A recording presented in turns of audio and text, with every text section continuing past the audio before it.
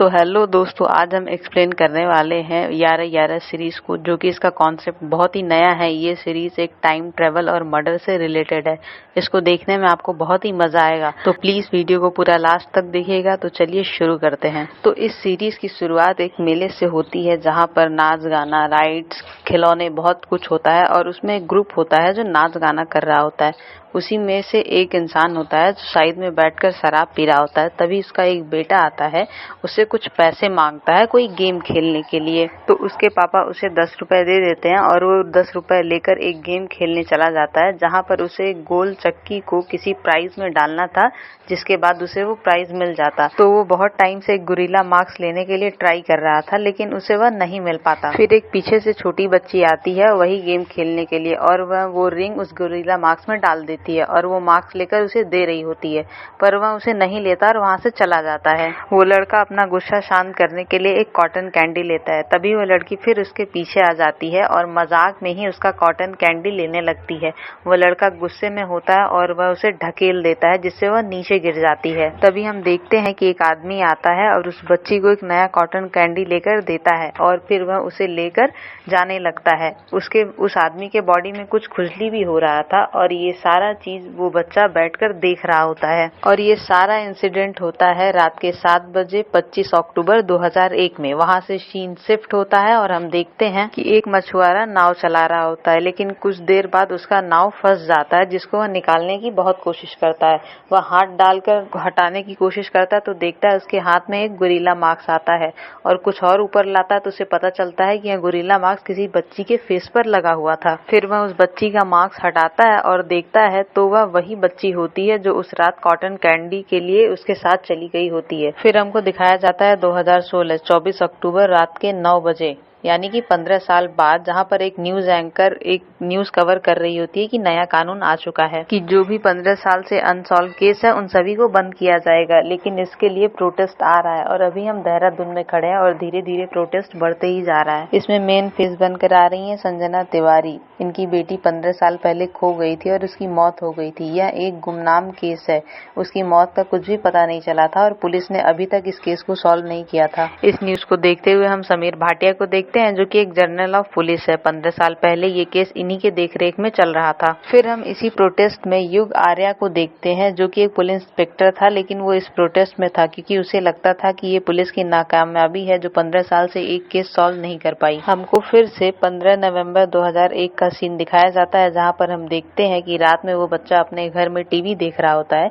जहाँ पर न्यूज में ये बताया जाता है कि अदिति तिवारी अगवा हो गई, जो कि एक बहुत जाने माने लेखक की बेटी है। पुलिस ये बता रही है कि फिरौती का पैसा मांगा गया है एक मेडिकल फाइनल ईयर स्टूडेंट ने, वो भी 10 लाख मांग चुका है। तभी वो लड़का अपने पापा को बताता है कि पापा वो कोई लड़का नहीं बल्कि लड़की है जिसके साथ वो बच्ची गई थी, पर उसके पापा दारू पी रहे होते हैं, इसलिए उसकी बात को अनसुना कर देते हैं। दूसरी तरफ हम देखते हैं जहाँ पर प्रोटेस्ट हो रहा था, वहाँ पर वो मीडिया से बोल रही थी कि मैं तब तक यहाँ पर धरने पर बैठी रहूंगी जब तक ये केस सॉल्व नहीं हो जाता, मैं आमरण अनशन करूंगी। फिर हम पुलिस स्टेशन में वामिका रावत को देखते हैं, जो कि एक डीएसपी है। वह यह धरना देखती है, उसके बाद पुलिस स्टेशन के अंदर आती है और अपने ऑफिसर से कहती है कि जल्दी ये सब क्लियर कराओ, पूरे देश में यही चल रहा है। तब वो ऑफिसर बोलता है कि मैम हम लाठी चार्ज कर दे। तब वामिका उसके पर चीख पड़ती है, बोलती है कभी तो दिमाग का इस्तेमाल करो, वो विक्टिम है, पीड़िता है, हम उसके ऊपर लाठीचार्ज नहीं कर सकते। फिर वो अपने ऑफिसर से बोलती है कि 15 साल पहले जो भी केस अनसॉल्व थे उन सभी को मेरे सामने ले आओ, सभी को शटडाउन लिस्ट में डालना है। फिर वो ऑफिसर बोलता है कि आर्या एक नया ज्वाइनिंग है, मैंने उसे इस काम पर लगा दिया है। तभी हम देखते हैं कि आर्या सारे 15 साल पहले अनसॉल्व केस को इकट्ठा कर रहा होता है और दूसरी तरफ हम देखते हैं कि वामिका के फोन पर उसकी मदर का कॉल आ रहा होता है। वो अपनी माँ का कॉल बहुत लेट से उठाती है। फिर उसकी माँ कहती है कि तुम ना बोलकर आज ऑफिस चली गई। वही सेम बात उससे कहती है कि आज तुम्हें लड़के वाले देखने के लिए आएंगे। फिर वामिका बोलती है कि माँ आपको सब कुछ तो पता है। वो कहती है कि 15 साल हो चुके हैं, अब वो नहीं आएगा। वामिका फोन काट देती है और तभी आर्या अंदर आता है और सारे अनसॉल्व केस को उसकी टेबल पर रख देता है, जिसे देखकर वामिका गुस्सा हो जाती है और बोलती है कि ये क्या कोई कबाड़ खाना है जो तुम इसे ऐसे रख रहे हो। तब आर्या कहता है नहीं मैम, ये एक पुलिस की नाकामयाबी है। तब वामिका उससे पूछती है कि तुमको कहीं ना कहीं देखा है, तुम क्या नए ज्वाइन हो? तभी उसका ऑफिसर बोलता है कि नहीं मैम, ये तो इंटरव्यू देता है। पुलिस की नाकामयाबी को और भी ज्यादा ग्लोरीफाई करता है। इनके बहुत चर्चे हैं, पुलिस की जॉब इनके लिए नहीं है। ये बात सुनने के बाद उसे गुस्सा आता है और सारा गुस्सा उस ऑफिसर के ऊपर फूट पड़ता है। वह एक एक करके उसे बोलने लगता है। तब वो एक एक करके बोलने लगता है। वो कहता है कि तुम तो घूसखोर हो, तुम जो वॉच यूज करते हो वो तुम्हारी 2 महीने की सैलरी है और तुम्हारे पॉकेट में जो स्लिप पड़े हैं वो तो स्पा के हैं।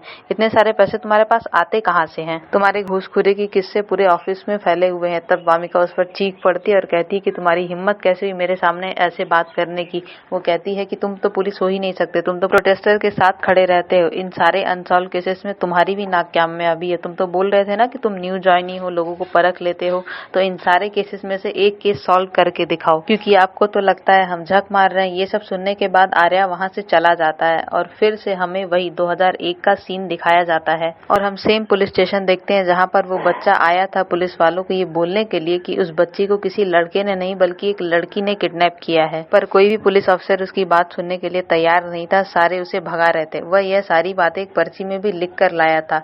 वह दौड़ कर भाग रहा था, लेकिन भागते हुए ऑफिसर शौर्या से टकरा जाता है और वो पर्ची वहीं गिर जाती है और फिर उसके बाद वो वहाँ से चला जाता है और वो पर्ची उठा लेते हैं इंस्पेक्टर शौर्या। फिर एक कांस्टेबल उन्हें बोलता है कि एसपी साहब उन्हें बुला रहे होते हैं। एसपी साहब कोई और नहीं बल्कि समीर भाटिया ही थे, जो कि उस समय इस केस को इंचार्ज कर रहे थे और सारे लोगों को बोल रहे थे कि 2-3 दिन हो चुके हैं, न्यूज में हमारी धज्जियां उड़ रही है। उसके जो पिताजी हैं वो एक जाने माने लेखक हैं, मिनिस्टर साहब के 2-3 कॉल आ चुके हैं, वो तो मेरे कपड़े उतार ही रहे हैं, तुम लोग भी उतारो। फिर शौर्या अच्छे से पूरे केस को ब्रीफ करता है। वो बोलता है कि 25 अक्टूबर की रात यह बच्ची एक मेले में जाती है जहाँ से वह 7 से 8 के बीच किडनैप हो जाती है। दशहरे के मेले से किडनैप होने के बाद फिर उस दिन रात को 11 बजे इसके पेरेंट्स के पास कॉल आता है फिरौती के लिए, जो कि 5 लाख मांगे जाते हैं और ये 5 लाख भेज भी देते हैं, लेकिन उसके बाद उनका कोई रिस्पॉन्स नहीं आता। उसके बाद उसके पेरेंट्स पुलिस को बताते हैं। फिर जब हम पता करते हैं तो हमें पता चलता है कि यह नंबर देहरादून के कॉलेज में एक राघव नौटियाल नाम के स्टूडेंट का है, जो कि मेडिकल का फाइनल ईयर स्टूडेंट है, लेकिन उसका नंबर बंद आ रहा है और हम उसके पास पहुंच भी नहीं पा रहे, लेकिन हम कोशिश कर रहे हैं। इस बात पे भाटिया भड़क जाता है और उसे बोलता है कि कब तक कोशिश करोगे मेरी नौकरी जाने के बाद। लेकिन तभी एक कांस्टेबल अंदर आता है और वो बताता है कि अदिति की बॉडी मिली है नदी के पास। कांस्टेबल की ये बात सुनकर सभी शॉक हो जाते हैं और सभी लोग मॉर्चरी पहुंचते हैं। उसके मम्मी पापा भी वहाँ होते हैं, जो कि बहुत ही रो रहे होते हैं।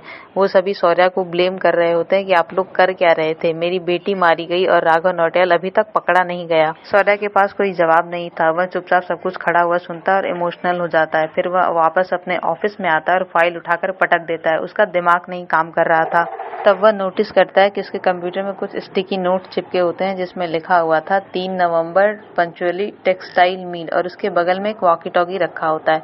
फिर वह उस बच्ची के अपहरण का फाइल उठा लेता है और गाड़ी में वो जाने ही वाला था। तभी वामिका आती है और उससे कहती है कि आज से मैं ये पोस्ट संभालने वाली हूँ। तभी वो उसकी तरफ आता है और उसे देखता है, उसके कंधे पे हाथ रखता है और कहता है कि तुम्हारे लिए खुशी का दिन होगा, लेकिन मेरे लिए नहीं है, मैं तुम्हारे लिए खुश हूँ। इतना बोलकर वो बाहर चला जाता है। इन दोनों में कुछ केमिस्ट्री तो जरूर है। उसके बाद हम फॉरेंसिक एक्सपर्ट को देखते हैं, जो कि भाटिया को बता रही होती है कि उसकी मौत डूबने की वजह से नहीं हुई है, बल्कि गला दबाने की वजह से हुई है और उसकी बॉडी में डिटर्जेंट में यूज होने वाला एक केमिकल भी मिला है। फिर उनके चले जाने के बाद भाटिया, शौर्या और एक ऑफिसर पे चिल्लाता है कि मुझे यह केस सॉल्व चाहिए, उस नौटियाल को कहीं से भी पकड़ कर ले आओ। तब शौर्या बोलता है कि राघव नौटियाल ने ये नहीं किया है, वह एक स्टेट टॉपर है, इतनी बड़ी गलती नहीं करेगा कि वह अपने ही फोन से कॉल करेगा और उसने फिरौती के लिए 5 लाख मांगे थे, लेकिन उस लड़की की मौत के बाद उसके बैंक में 10 लाख रुपए थे, तो इतनी छोटी रकम के लिए ये क्यों करेगा, जरूर उसे कोई फंसा रहा है। और हाँ, हमने उसके लास्ट कॉल को भी ट्रैक किया तो हमें पता चला कि उसका लास्ट कॉल उस आदमी को गया था जो हमारे हिट लिस्ट में है, मोंटी तोमर,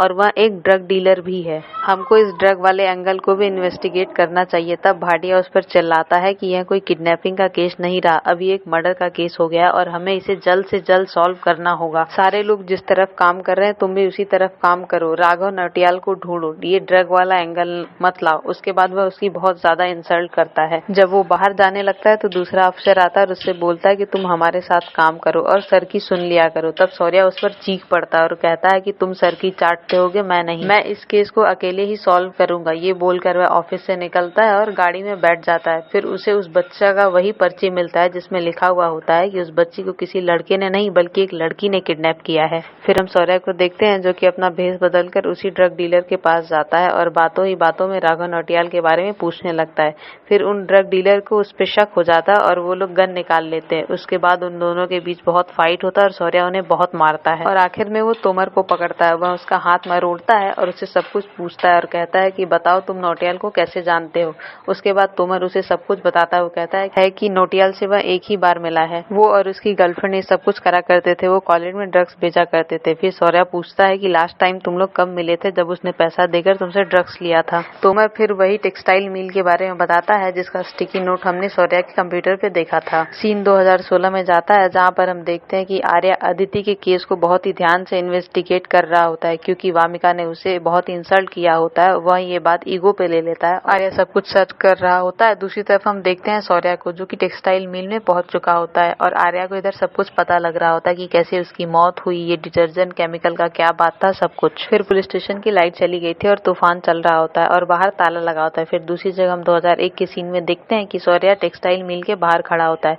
उस मिल में ताला लगा होता है, गवर्नमेंट द्वारा उसे बंद किया गया होता है। शौर्य उसे तोड़कर अंदर जाता है और दूसरी जगह हम 2016 में देखते हैं जहाँ पर खिड़कियां आपस में बहुत तेज टकरा रहे थे, लाइट भी जा चुकी थी और उसके बाद हम देखते हैं कि वामिका अपने पुराने फोटोज देख रही होती है जहाँ पर वह शौर्य और अपने फोटो को कट आउट करके अपने डायरी में रखी हुई थी। फिर शौर्य उस मिल के अंदर जाता है और वह देखता है कि छोटे बच्चों का खिलौना। फिर जब वह और आगे जाता है तो देखकर शॉक हो जाता है। वहाँ पर राघव आर्या की बॉडी पड़ी हुई होती है और उसके हाथ में एक सिरिंज लगा हुआ होता है। तभी हम देखते हैं कि घड़ी में 11:11 और 11 सेकंड होने वाले थे और जब ये हो जाता है तो एक इल्यूजन क्रिएट होता है और दोनों टाइम जोन में एक मीडियम क्रिएट होता है। हम देखते हैं कि शौर्य को बॉडी मिलने के तुरंत बाद में वॉकी टॉकी ऑन करता है और बोलता है कि मैं शौर्य बोल रहा हूँ मिल से और मुझे नौटियाल की बॉडी मिल चुकी है। और वो सारा बात टेलीपोर्ट होके 2016 के टाइम जोन से आ रहा था और एक अनयूज्ड एरिया के वॉकी टॉकी से वो आवाज आ रहा था जो कि आर्या के बिल्कुल पास था। वो फिर गेट को खोलता है और उस धूल से सने हुए वॉकी टॉकी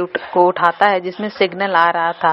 शौर्य बोलता है कि हमें नौटियाल की बॉडी मिल चुकी है जो कि अदिति केस का मेन सस्पेक्ट है। और दूसरी तरफ आर्या को कुछ समझ में नहीं आ रहा था क्योंकि अदिति केस को बंद हुए 15 साल हो चुका है। तो फिर वॉकी टॉकी में कौन है जो इस केस के बारे में बात कर रहा है, वो भी मेन सस्पेक्ट राघव नौटियाल के बारे में बात कर रहा है। तब आर्या बार बार हेलो हेलो बोलता है और उससे पूछता है कि तुम कौन हो और कैसे जानते हो इसको। फिर शौर्य बोलता है कि तुम क्या ड्यूटी पे नशा कर रहा है, तूने ही तो मुझे एड्रेस दिया पंचोली टेक्सटाइल का। आर्या कुछ समझ पाता और शौर्य कुछ कह पाता इससे पहले ही शौर्य के सर पे कोई मारता है जिससे शौर्य नीचे गिर जाता है और तुरंत ही लाइन डिस्कनेक्ट होती है और लाइट आ जाता है। तभी एक कांस्टेबल वहां पर आता है और कहता है कि सर आप यहाँ क्या कर रहे हो और ये वॉकी टॉकी तो कब से खराब पड़ा है, ये तो एक एंटिक पीस है जो कभी चलता ही नहीं। तब आर्या बोलता है कि मैंने अभी इसी से बात किया है, कोई शौर्य नाम का ऑफिसर है। तब कांस्टेबल हंसता है और बोलता है सर ये हो ही नहीं सकता। वो उससे वॉकी टॉकी ले लेता है और उसे दिखाता है कि इसमें तो बैटरी ही नहीं है, फिर आप किससे बात कर रहे हो। आर्या को थोड़ा शॉक लगता है और वह फिर से अदिति केस के बारे में पढ़ता है और वही पंचोली टेक्सटाइल मिल के बारे में पता करने के लिए निकल जाता है। वो जब मिल के पास पहुंचता है तो मिल पूरी तरह से खंडर बन चुका था। वह चारों तरफ पेड़ पौधों से घिरा हुआ था। वह कैसे भी करके मिल के अंदर जाता है और टॉर्च लेकर देख रहा होता है। उसे थोड़ा थोड़ा डर भी लग रहा होता है। फिर कुछ चमगादड़ उसे डरा देते हैं जिसकी वजह से वह साइड में गिर जाता है। फिर वह टॉर्च लेके जब देखता है तो एक बॉडी पड़ी होती है जो एक स्केलेटन होता है। मानो पूरा मांस सड़ चुका था, पूरे कपड़े फट चुके थे, जूते सड़ चुके थे, उसे चूहे खा रहे होते हैं। वो ये सब देखता है और उस मील के अंदर कोई होता नहीं है। वह भाग के बाहर आता है और उल्टी कर देता है। इसी के साथ एपिसोड 1 की स्टोरी खत्म होती है। इसके बाद हम देखते हैं जो असल में राघव नौटियाल होता है उसके ऊपर एक लड़की ने हमला कर दिया और उसे इंजेक्शन देकर बेहोश कर दिया और उसकी बॉडी को ले जाकर वहां रख दिया। फिर हमको दिखाया जाता है प्रेजेंट टाइम में, लाइक 2016 में क्या होता है। उसके बाद आर्या वामिका को कॉल कर देता है। वामिका दूसरे दिन अपनी टीम को लेकर आ जाती है और वह उससे पूछती है कि किसी को नहीं पता एक बंद हुए मील में राघव नौटियाल की बॉडी मिलेगी, पर तुम्हें कैसे पता। ऊपर से मीडिया प्रेस भी इधर आ गए। वो बोलता है मुझे एक क्लू मिला था जिससे मुझे यह सब पता चला। वह क्लू के बारे में नहीं बताता। फिर हम देखते हैं कि वह अपने घर में जाकर खाना बना रहा होता है। तभी फिर से रात के 11:11 हो रहे थे, मतलब 11:11 और 11 सेकंड। तभी फिर से वो ट्रांसमीटर ऑन होता है और वॉकी टॉकी एक्टिवेट हो जाता है।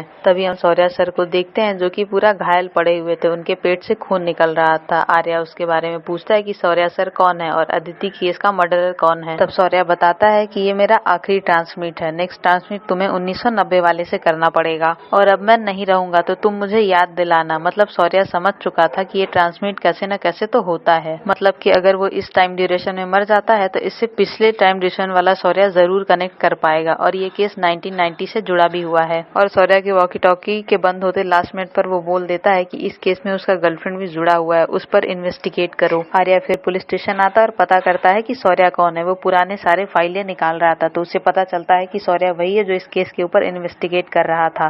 तभी वहाँ पर वामिका आ जाती है और उसका कॉलर पकड़ लेती है और बोलती है कि तुझे कैसे पता इस क्लू के बारे में कि उसकी बॉडी वही टेक्सटाइल मिल में मिलेगी, राघव नौटियाल की। वो फिर बताता है कि अदिति की बॉडी में जो केमिकल मिले हैं वो किसी फैक्ट्री या मिल में ही मिल सकते हैं और हमारी सिटी के बाहर एक ही मिल है जो कि काफी सालों से बंद पड़ा हुआ है। तो मुझे एक गट फीलिंग आया और मैं चेक करने गया और मुझे वो बॉडी मिल गई और जो बॉडी मिली है वो राघव नौटियाल की है क्योंकि वही प्राइम सस्पेक्ट था। और हमको उसके गर्लफ्रेंड वाला भी एंगल चेक करना चाहिए क्योंकि वो भी उसके साथ कॉलेज में ड्रग सप्लाई किया करती थी और मैं एकदम श्योर हूँ कि वही किडनैपर है। वामिका उससे पूछती है कि तुझे ये सब कैसे पता। तब आर्या बताता है कि क्योंकि उस मेले में मैं भी था, यानी वही छोटा लड़का जो उस कॉटन कैंडी को खरीद रहा था और उस गोले रिंग को उस मार्क्स पर डालने की कोशिश कर रहा था। वो और कोई नहीं आर्या होता है और वो छोटी बच्ची अदिति। मैंने सबको समझाने की कोशिश की लेकिन कोई मेरे बात पर यकीन ही नहीं करता। उसके बाद हम सारे सीनियर ऑफिसर्स को देखते हैं और सब लोग डिस्कस करते हैं। फिर आर्या उन्हें बताता है कि हमें उसकी गर्लफ्रेंड को देखना चाहिए जो कि अभी एक हॉस्पिटल में नर्स का काम करती है और उसे इन्वेस्टिगेट करना चाहिए, उसके बैंक को भी चेक करना चाहिए। दूसरी जगह हम नौटियाल के गर्लफ्रेंड को देखते हैं जो कि न्यूज देख रही थी। आर्या ने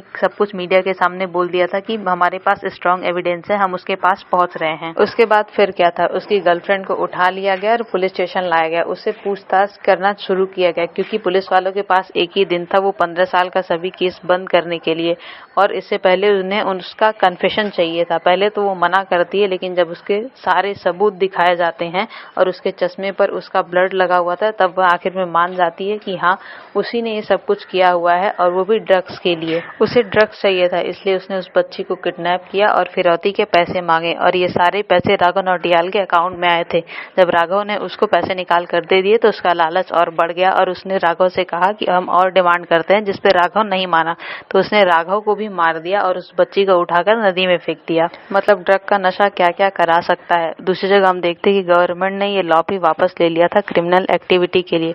उसके बाद जब राघव आता है तो वह भी कैंडल मार्च में जाता है और वह थोड़ा इमोशनल हो जाता है। अदिति की माँ जब उसकी गर्लफ्रेंड को देखती है तो वह चीख पड़ती है और उसे मारने के लिए दौड़ती है। तब वामिका उसे संभालती है और वह बहुत तेज रोने लगती है। फिर वहाँ पर अदिति के लिए कैंडल मार्च होता है जहाँ पर आर्या भी जाता है और वहाँ पर वो थोड़ा ज्यादा इमोशनल हो जाता है। फिर हम 15 साल पीछे का सीन देखते हैं जहाँ पर आर्या और अदिति कुछ टाइम के लिए मिले थे और यहाँ पर वामिका भी शौर्या के घर गई थी। वह फोटो देखती है शौर्या का और वह फोटो देखने के बाद उसे सारे पुराने दिन याद आ जाते हैं। उसे याद आ जाता है कि कैसे जब उसकी फर्स्ट ज्वाइनिंग हुई थी तब शौर्या ने उससे कहा था कि तुम ज्यादा टेंशन मत लो, मैं तुम्हें सब कुछ सिखा दूंगा, तुम सब कुछ आराम से संभाल लोगी। और तब से वामिका के मन में शौर्या के लिए थोड़ा सा सॉफ्ट कॉर्नर है। फिर हम प्रेजेंट टाइम में देखते हैं कि वामिका उसके पापा से मिलती है और वो दोनों बहुत ही लंबे टाइम से बात कर रहे थे। मतलब वामिका उसके पिता को जानती थी। दूसरी तरफ हम भाटिया को देखते हैं जो कि कहता है कि इस बंदे ने तो केस सॉल्व कर लिया और इसे शौर्या के बारे में ही पता चल जाएगा। तूने शौर्या के साथ क्या किया है ये सिर्फ हम दोनों जानते हैं, ये राज बाहर नहीं आना चाहिए। इन लोगों को और भी स्ट्रॉन्ग केस दे दो। फिर हम देखते हैं कोल्ड केसेस के ऑफिस को जो इन लोगों को अलॉट हुआ था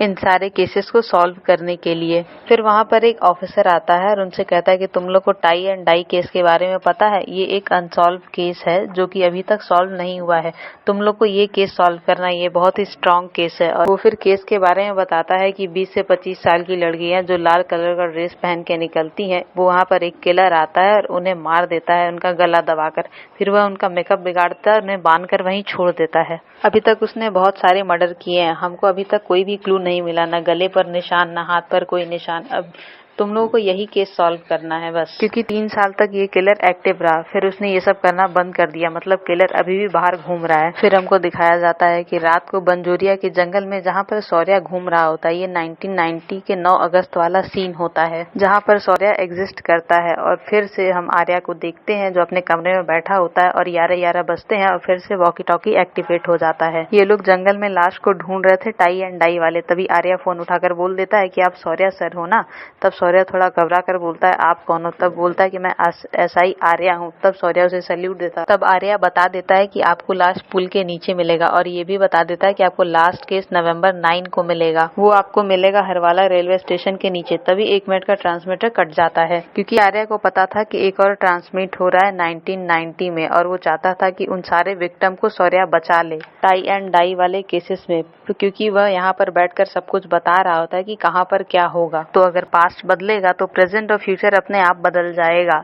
और कॉल कट जाने के बाद शौर्य के ऑफिसर बताते हैं कि उन्हें लाश मिल चुकी है वही पुल के नीचे। इस बार शौर्य को यकीन हो जाता कि कोई उसकी वॉकी टॉकी से मदद कर रहा है और अगला खून 9 नवंबर को होगा। स्टेशन में शौर्य मानो सोच में पड़ जाता है कि ये सब कैसे हो सकता है, बट ये वाले शौर्य को 2001 वाले के ट्रांसमिट के बारे में कुछ भी नहीं पता है क्योंकि 2001 में क्या हुआ 1990 वाले शौर्य को कुछ भी याद नहीं। पर यहाँ पर आर्या को सब कुछ पता है क्योंकि वह टाइम ड्यूरेशन में सबसे आगे है 2016 में, और उसे हर टाइम ड्यूरेशन में बात करने से पता चलता है कि वो किस टाइम ड्यूरेशन में है, क्योंकि टाइम के सबसे अंत में 2016 में बैठा हुआ है आर्या। हम प्रेजेंट टाइम में देखते हैं कोल्ड केसेस के यूनिट को, जहां पर आर्या बोलता है कि मैंने एक चीज नोटिस किया है कि वह सबसे बदला ले रहा है, जैसे कि अपने गर्लफ्रेंड से या उससे उसका ब्रेकअप हुआ क्योंकि वह सबका मेकअप बिगाड़ रहा होता है, या उसकी गर्लफ्रेंड बहुत सुंदर होगी और वो हमेशा लाल कलर की चीजें पहना करती होगी, क्योंकि आप अगर पैटर्न देखो मैम तो सभी ने लाल कलर की चीजें ही पहन रखी है, किसी ने सूट, किसी ने टॉप, किसी ने साड़ी, और उन्होंने मेकअप भी किया है। किलर ने पहले उनका गला घोटा, मेकअप बिगाड़ा, उसके बाद लाल कलर की चुन्नी से उनका हाथ पैर बांध दिया।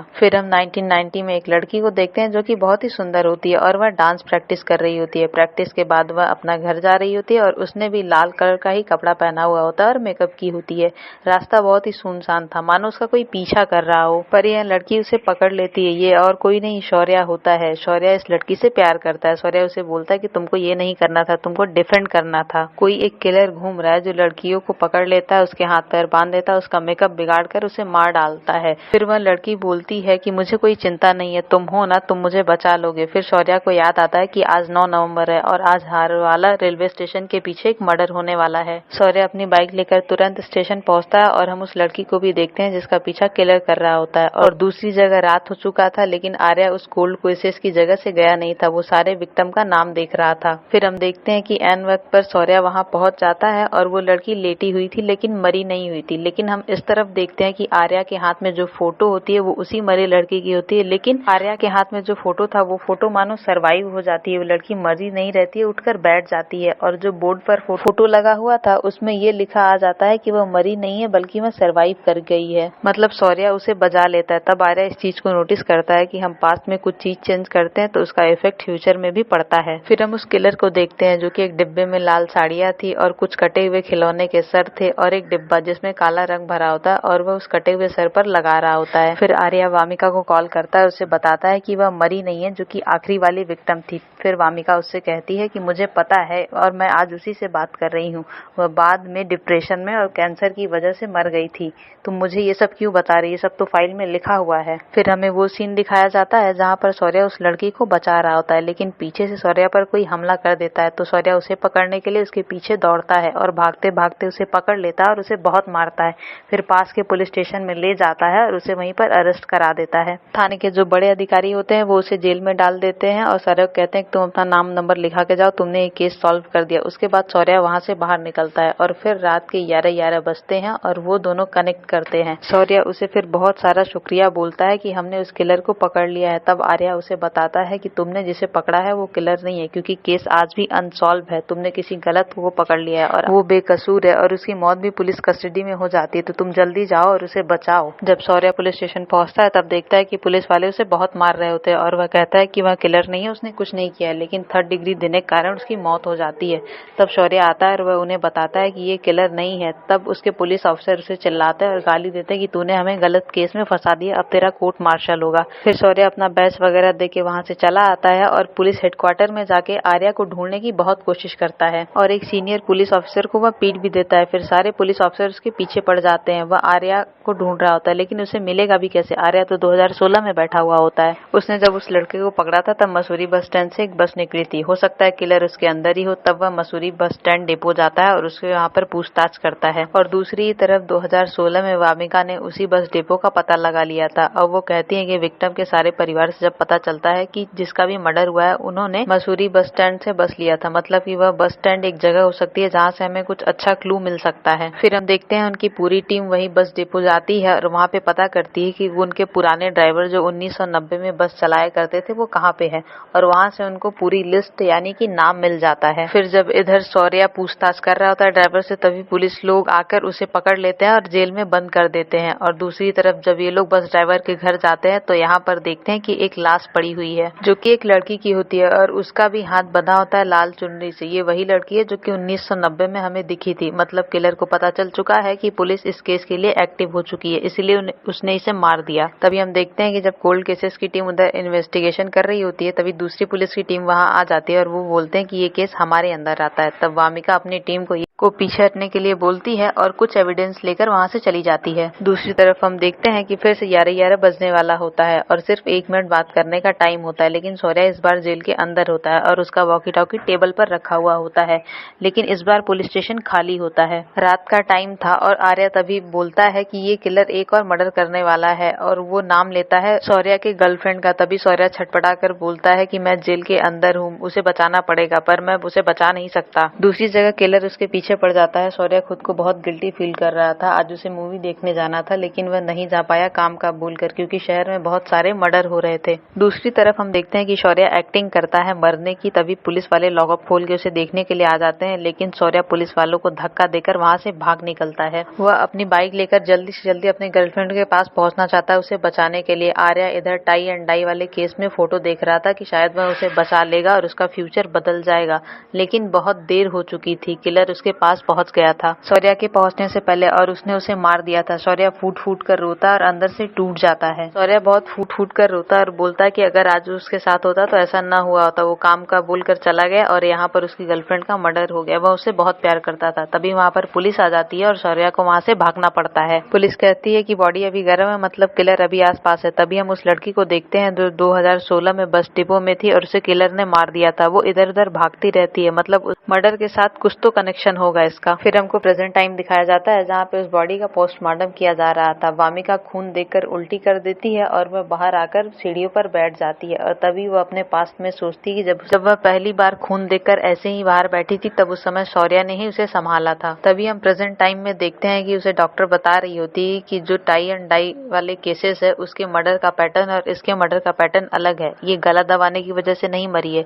ये मरी है इनहेल की वजह से, यानी कि सांस नहीं ले पाने की वजह से। किसी ने उसके मुंह पर प्लास्टिक बांध दिया था जिससे वह सांस नहीं ले पा रही थी। फिर उसका गला दबाया गया और फिर उसका हाथ पैर बांधा गया। फिर वामिका अपने टीम को सब कुछ बताती है और बोलती है कि कोई ये सब कुछ प्लान कर रहा है ताकि हमें लगे कि टाई एंड डाई वाला पुराना किलर वापस आ चुका है। तभी उसकी टीम में से एक ऑफिसर बोलता है कि जिस दिन हम लोग ड्राइवर के घर गए थे जहाँ पर हमें लाश मिली थी, ठीक उसके सामने से एक बारात जा रही थी जहाँ पर कोई लोग वीडियो बना रहे थे। तो हो सकता है उस वीडियो में उस ड्राइवर का भी चेहरा आ गया हो, हमें वो वीडियो देखनी चाहिए। तभी वामिका और आर्या बस डिपो जाते हैं लेकिन वहाँ पर उनके हाथ कुछ भी नहीं लगता है। तभी एक बस ड्राइवर बोलता है कि आप बलवंत और त्रिशन मैम के बारे में पूछ रहे हो ना। कुछ दिन पहले बलवंत आया था और बलवंत और त्रिशन मैम के बीच झगड़ा हो गया था। तब त्रिशन मैम बोलती है कि मैं सब कुछ बता दूंगी पुलिस को तुम्हारे बारे में, और उन दोनों में थोड़ी बहस हो जाती है।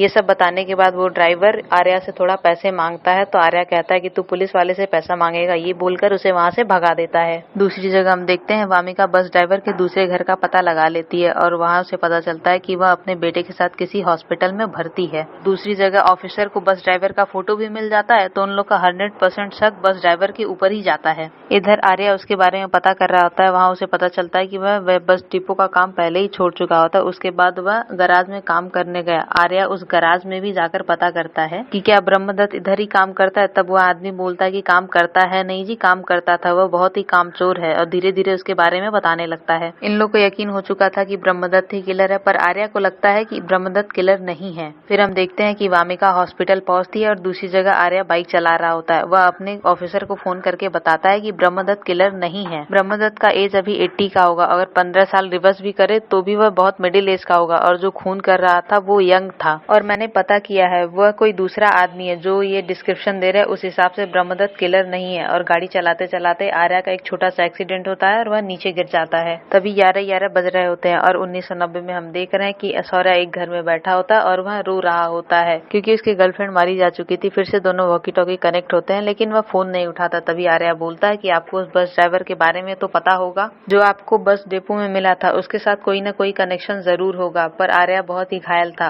और कन्वर्सेशन हो पाता उससे पहले फोन कट जाता है और शौर्य को लगता है कि उसी बस ड्राइवर ने उसकी गर्लफ्रेंड को मारा है। वो उसको ढूंढने के लिए निकलता है और पता पूछकर अपनी गाड़ी से वहां पर पहुंच जाता है। और वो जब घर में जाकर देखता है तो वहां पर कोई भी नहीं था, लेकिन वही सारे डिस्टर्बिंग सामान थे, कटे हुए डॉल के सर, काले रंग, लाल साड़ियां। ये सब देखकर वह एकदम श्योर हो जाता है कि बलवंत ने उसकी गर्लफ्रेंड को मारा है। उसके बाद दूसरी जगह वामिका हॉस्पिटल में जाती है और रिसेप्शन से पूछती है कि बलवंत किस कमरे में भर्ती है। वामिका को पता चलता है कि बलवंत नहीं उसका बेटा भर्ती है, तो वो उसके रूम की तरफ दौड़ते हुए जाती है। और फिर दूसरी तरफ हम देखते हैं कि शौर्या को वो बस ड्राइवर मिल जाता है क्योंकि वह वापस घर आ चुका था। वह उसे बहुत पीटता है और इधर हम प्रेजेंट टाइम में देखते हैं कि वामिका गन पॉइंट पे जब देखती है तो वह ब्रह्मदत्त नहीं बल्कि कोई और होता है। जब वह बोर्ड उठाकर देखती है तो उस पर नाम बिरजू लिखा होता है जो कि ब्रह्मदत्त का बेटा होता है। और पास्ट टाइम में हम देखते हैं कि जब शौर्या उसे मार रहा होता है तो पीछे से कोई गमछे से उसका गला पकड़ लेता है। वह कोई और नहीं बल्कि उसका बेटा बिरजू ही होता है।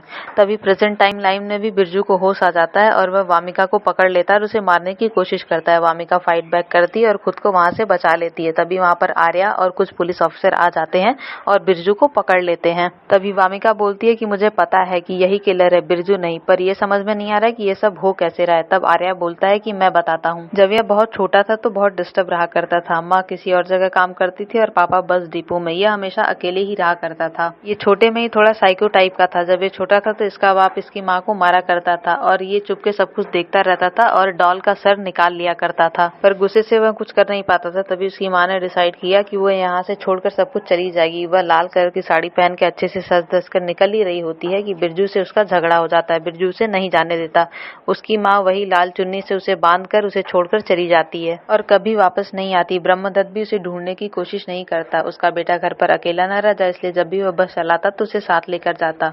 पर उसके बेटे को मानो एक डिसऑर्डर सा हो गया था कि जब भी वह किसी सुंदर लड़की को देखता तो उसे बहुत गुस्सा आता और उसे वह मारता भी था। इस सब के चलते ब्रह्मदत्त बहुत ही परेशान हो चुका था इसके इस बिहेवियर से। इसलिए एक पेंट के कारखाने में अपने मालिक को कुछ पैसे देकर अपने बेटे को काम में लगा देता है। लेकिन जब उधर वो लाल कलर देखता है तो फिर से उसका डिसऑर्डर सामने आने लगता है और वह धीरे धीरे थिनर का नशा भी करने लगता है। वो इतना नशा बढ़ जाता है कि वह अब सब पर हाथ भी छोड़ने लगा था, जिस वजह से उसके मालिक ने उसे निकाल भी दिया था। लेकिन पैसा तो ब्रह्मदत्त ने दिया था इसलिए वो वहां पर काम करने लगता है। तो ऐसे करके रात में ब्रह्मदत्त बस चलाता था और सुबह में उस दुकान पर काम किया करता था और बिरजू हमेशा ब्रह्मदत्त के साथ ही बस में बैठा रहता था। एक्चुअली वो अपना शिकार ढूंढने के लिए बस में बैठा रहता था कि जब भी कोई लड़की किसी सुनसान एरिया में उतर जाती थी तो साथ में वो भी उतर जाता था। फिर उन लड़कियों को पीछे से वह दबोचता था, उनका गला घोटता था और उनका चेहरा खराब कर देता था। उसके बाद लाल चुन्नी से उनका हाथ पैर बांध दिया करता था। इसका ये एक डिसऑर्डर था। तभी एक ऑफिसर आता है और उससे बोलता है कि मैडम आप टीवी देखो। तभी टीवी पर दिखाया जाता है कि टाई एंड डाई वाले केस में जो किलर था वो पकड़ा गया और वो कोई और नहीं बल्कि ब्रह्मदत्त होता है जो अपने बेटे को बचाने के लिए सारा इल्जाम अपने ऊपर ले लिया होता है। फिर टेक्निकली ये लोग बिरजू को कुछ नहीं कर सकते थे क्योंकि उनके पास कोई एविडेंस नहीं था। फिर आर्या जाता है ब्रह्मदत्त का कन्फेशन लेने के लिए और उसे वो सारी फोटो दिखाता है जिसका मर्डर उसके बेटे बिरजू ने किया होता है और एक एक करके सबके बारे में बताता है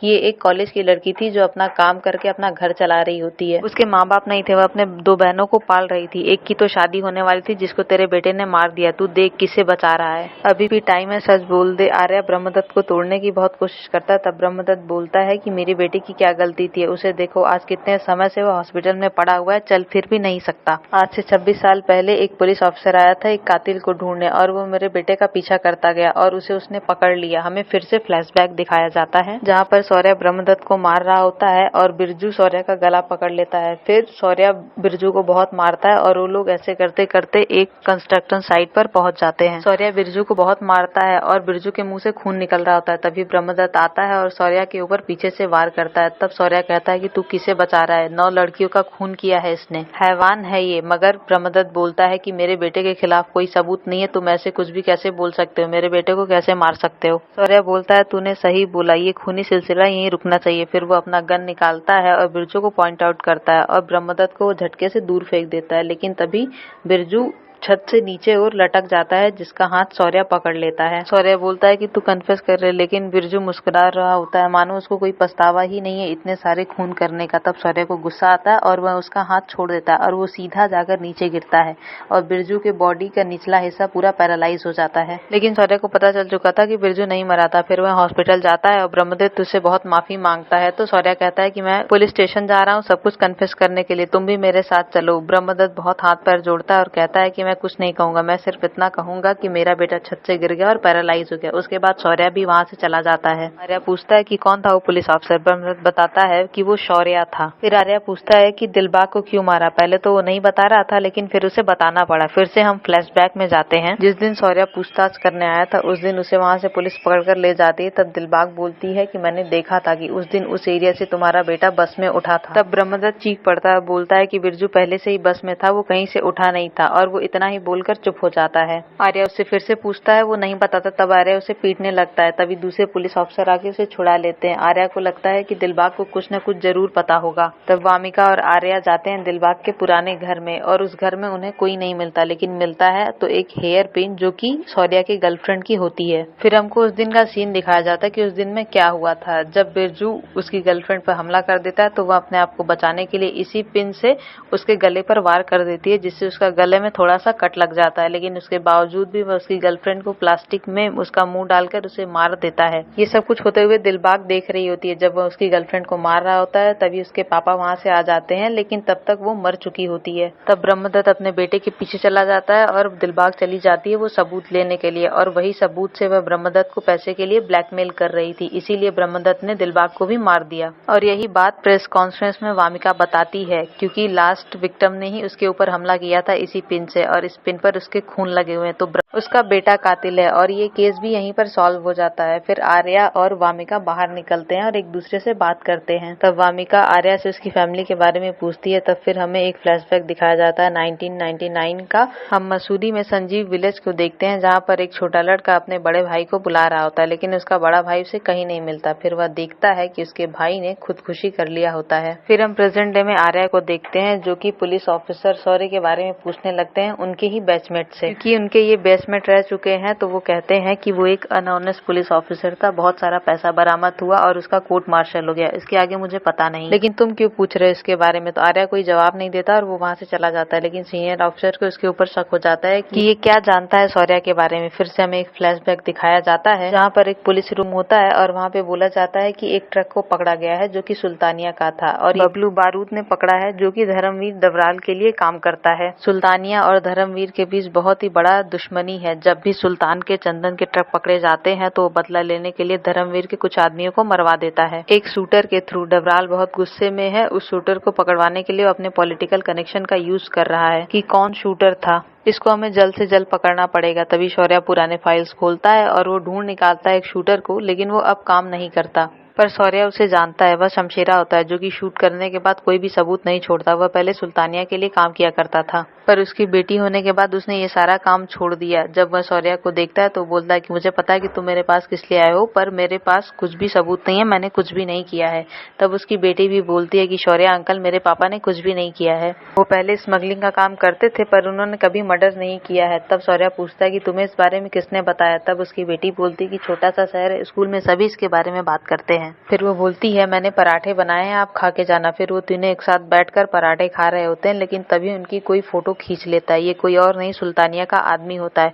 फिर वो जाकर सुल्तानिया को बताता है कि ये पुलिस का खबरी है, पुलिस के साथ मिला हुआ है, इसको ठिकाना लगाना पड़ेगा। सुल्तानिया भी हामी भर देता है। फिर हम प्रेजेंट टाइम में देखते हैं आर्या किसी मोहित कुल्लर नाम के आदमी से जाके मिलता है, क्योंकि उसकी गवाही की वजह से ही शौर्या को कोर्ट मार्शल हुआ था। वह पूछता है कि तुम शौर्या के बारे में क्या जानते हो। पहले तो थोड़ा घबरा जाता है, फिर बोलता है कि सर ये बहुत पुराना केस है, आपको तो पता ही वो बहुत रिश्वत मांगते थे और उनके केबिन से भी कितना सारा पैसा मिला था। सब सुनने के बाद आर्या वहाँ से चला जाता है। फिर ये बंदा उसी इंसान को फोन करता है जो शौर्या का बैचमेट था, और वो बोलता है कि आपका ही पुलिस ऑफिसर आया था वही केस के पूछने के लिए, और मैंने वही बयान दिया जो 15 साल पहले दिया था। तब वह पुलिस ऑफिसर बोलता है कि उसे कुछ भी पता नहीं चलना चाहिए और मुझे बार बार फोन मत करना। फिर से रात में 11 बजे फोन कनेक्ट होता है और शौर्या आर्या से मदद मांगता है कि क्या तुम बता सकते हो कि रिसेंटली बबलू बारूद वाले केस में खूनी कौन है। आर्या बोलता है कि मुझे इस केस के बारे में कुछ भी नहीं पता, और कुछ भी जानना हो तो सिर्फ 20 सेकंड बचे हैं। फिर शौर्या बोलता है कि हमारे पास सिर्फ टायर मार्क्स हैं। फिर आर्या बोलता है कि आप टायर मार्क्स के सैंपल ले सकते हो। वो कुछ मेथड बता देता है जिससे वह इजीली टायर मार्क्स के सैंपल ले सकता था। ये टेक्नोलॉजी पास टाइम में एग्जिस्ट नहीं करती थी। तभी फोन कट जाता है और शौर्या जाके उस टायर के मार्क्स को उसी टेक्नोलॉजी से ले लेता है, और उसे पता चलता है कि ये गाड़ी किसी और की नहीं शमशेरा की होती है, और शमशेरा अपनी बेटी के साथ पूजा में गया था। और तभी सुल्तानिया के आदमी भी उसे पकड़ने गए थे और शौर्या भी उसे पकड़ने के लिए वहाँ आया हुआ था। शौर्या फिर शमशेरा को देख लेता है और उसे पकड़ने के लिए उसके पीछे भागता है, लेकिन तब तक सुल्तानी का आदमी छुप चुका होता है। शौर्या बोलता है कि तू ये सब कबूल कर ले कि तूने ये सब कुछ किया है। तब तक उसकी बेटी आ जाती है और कोई तो स्नाइपर दूर से शमशेरा के ऊपर पॉइंट आउट करा हुआ था, लेकिन बीच में उसकी बेटी आ जाती है तो गोली उसे लगती है और वह मर जाती है, और शमशेरा को 15 साल की जेल हो जाती है। हमें प्रेजेंट टाइम में दिखाया जाता है कि सुल्तानिया की बेटी एक रिहैब में है और वो उससे मिलने के लिए गए थे। तानिया अपनी बेटी से बहुत प्यार करता है और उसे बोलता है कि बेटा हम तुम्हें जल्दी घर लेके जाएंगे, तुम जल्दी ही ठीक हो जाओ बस। तभी हेडक्वार्टर में फोन आता है जहाँ पर पता चलता है कि सुल्तानिया की बेटी को किडनैप कर लिया गया है, और आज ही के दिन 15 साल पूरे होते हैं। तो शमशेरा निकल कर उसकी बेटी को किडनैप कर लेता है, और इधर आर्या उस केस की पूरी फाइल पढ़ लेता है और उसे सब पता चल जाता है कि सुल्तानिया ने ही उससे बदला लेने के लिए शमशेरा पर गोली चलाया तो उसकी बेटी मर गई, और आज सुल्तानिया से बदला लेने के लिए उसकी बेटी को ये किडनैप कर रहा है। उसने पता किया कि शमशेरा जेल से छूट चुका है, और सीसीटीवी फुटेज में भी देखा गया कि रिहैब में शमशेरा ही होता है, और उसने अपना चेहरा भी सीसीटीवी फुटेज में दिखाया होता है। फिर आर्या जेल जाता है शमशेरा के बारे में पता करने के लिए कि वो कैसा आदमी था। फिर उसे पता चलता है कि वह 15 साल से बदले की आग में जल रहा है, और वह दीवारों पर यही लिखा करता था कि वह सुल्तानिया की बेटी को कैसी मौत देगा। उसको इलेक्ट्रॉनिक गैजेट वगैरह में बहुत ज्यादा इंटरेस्ट था। फिर रात के टाइम सुल्तानी के पास शमशेरा का कॉल आता है और बोलता है कि तुम इस जगह पहुंच जाओ, मैं तुम्हें तुम्हारी बेटी लौटा दूंगा। दूसरी जगह हम देखते हैं कि सुल्तानिया को एक फ्रीजर में बंद करके रखा हुआ था। उसका पूरा शरीर कांप रहा था और उसका फोन ऑलमोस्ट डेड होने ही वाला होता है कि वह अपने पापा सुल्तानिया को कॉल कर देती है, जिससे पुलिस भी उसे ट्रैक कर रही होती है। और जब रात को सुल्तानिया उस जगह पे जाता है तो पुलिस उस कॉल को और उसे दोनों को ही ट्रैक करती है। फिर सुल्तानिया शमशेरा के सामने जाता है, उसके सामने गिड़गिड़ाता है, माफी मांगता है, और जो भी उसने किया उसके लिए वो बहुत पछताता है। बोलता है कि मेरी बेटी को छोड़ दो। वो बोलता है कि तेरी बेटी वहीं फ्रीजर में है, जैसे कि मेरी बेटी को मारने के बाद डॉक्टर ने उसे फ्रीजर में रख दिया, मैं तेरी बेटी को जिंदा ही उसमें रख दिया हूँ, जा अपनी बेटी को बचा ले। एक तरफ सुल्तानिया नीचे उतरता है, तब तक सामने पुलिस भी आ चुकी थी। एक तरफ वो अपनी बेटी को बचाने के लिए जाता है, दूसरी तरफ आर्या भी शमशेरा को पकड़ने के लिए आ जाता है।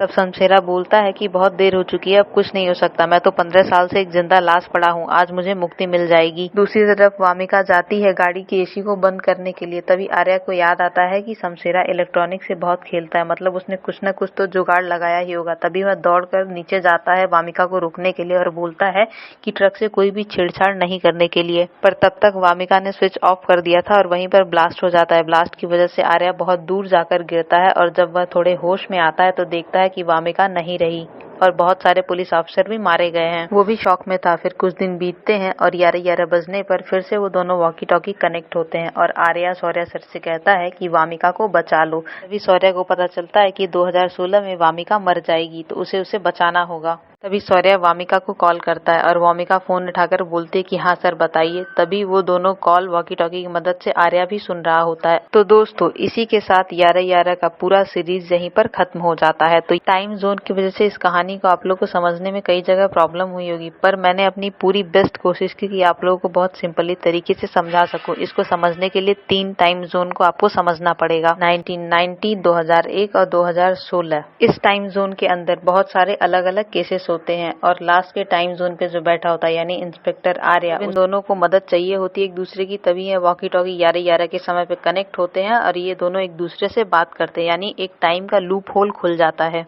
मुझे नहीं लगता इससे बेस्ट तरीके से आपको कोई समझा पाएगा। आई होप आपको पूरी सीरीज देखने में काफी मजा आया होगा, आपने बोर फील नहीं किया होगा। तो एक अच्छा सा कमेंट जरूर करें और वीडियो को लाइक जरूर करें और चैनल को सब्सक्राइब करें। तो मिलते हैं नेक्स्ट वीडियो में ऐसे ही इंटरेस्टिंग वीडियो के साथ।